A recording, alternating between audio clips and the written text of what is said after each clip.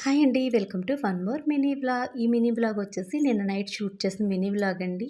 ఈరోజు విజయదశమి కదా! ముందు రోజు స్టవ్ అంతా కూడా నీట్‌గా క్లీన్ చేసేసి, వరిపిండితో ఈ విధంగా ముగ్గులైతే వేస్తున్నాను. స్టవ్ తడిగా ఉన్నప్పుడే వరిపిండితో ముగ్గు వేసినట్లయితే, ఆ తడికి పిండంతా కూడా అతుక్కుని ముగ్గన్నది చెదిరిపోకుండా ఉంటది. ఇప్పుడు టైం వచ్చేసి ఈరోజు మార్నింగ్ అండి 5:00 అయితే నేను లేచాను. చూసారు కదా ఎంత చీకటిగా ఉందో. మస్తు వర్షం అయితే పడుతుందండి. నిన్న ఈవినింగ్ 4 ఆ టైంకి నేను బట్టలన్నీ మిషన్‌కేసి అవన్నీ కూడా ఆరవేసేసాను బయట.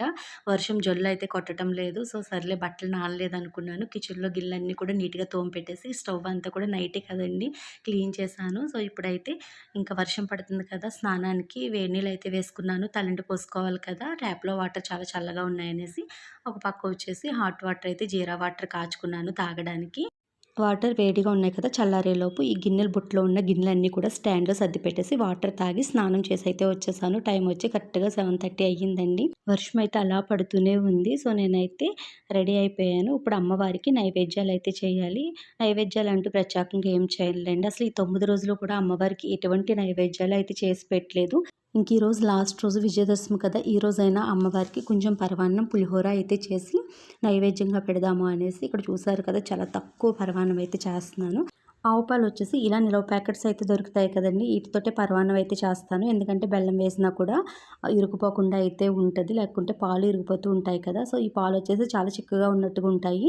మనకి రైస్ అనేది త్వరగా ఉడకదండి. అందుకే కొంచెం వాటర్, కొన్ని పాలు వేస్తాను.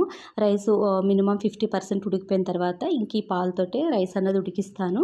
ఒక పక్క రైసు, పాలు కలిపి పెట్టేసాను కదా! అలాగే ఇక్కడ వచ్చేసి పులిహోర తాలింపు కోసం అల్లం, పచ్చిమిర్చి, కరివేపాకు అన్నీ కూడా ప్లేట్‌లోకి అయితే తీసి పెట్టుకుంటున్నానండి.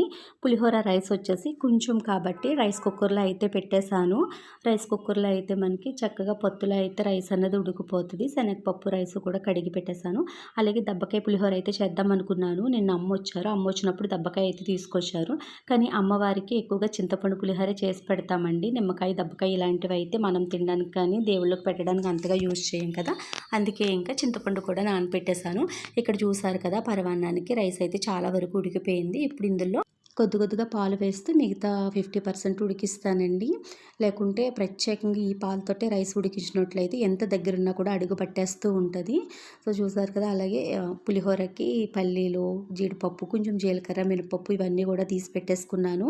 ఇవన్నీ కూడా నేతి తాలింపే వేస్తానండి. అలాగే టిఫిన్ వచ్చేసి ఇడ్లీ వేద్దామని ఇడ్లీ పిండి కూడా బయట పెట్టేశాను. ముందు రోజు నైటే ఇడ్లీకి, దోసకి కూడా పిండ్లన్నవి మిక్సీ పట్టానండి. సో, ఇంకా బయట కూడా తడి పెట్టేశాను. ఇంటి ఎదురు వాళ్ళు కూడా కొత్తగా హౌస్‌లోకి వచ్చారండి. అంటే ఇంకా పనులవుతున్నాయి. పాలు పొంగించేసుకున్నారు. సో, వాళ్ళు కూడా వచ్చి చక్కగా ముగ్గయితే పెట్టుకు వెళ్లారు. నేను కూడా ముగ్గు వేస్తాను. పార్ట్ 2లో